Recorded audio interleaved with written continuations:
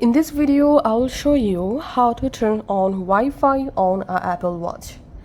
Press the power button to go to your control center. In control center here you will find the Wi-Fi.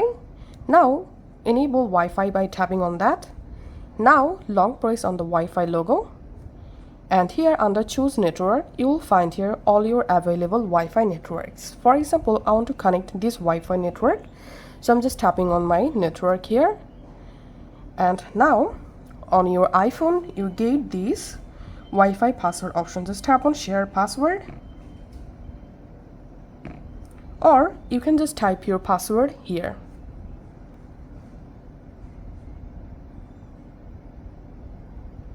That's all. Go ahead and write your Wi-Fi password and then tap on join.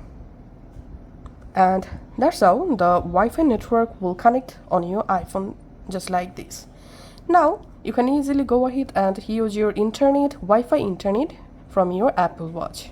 That's how you can do it.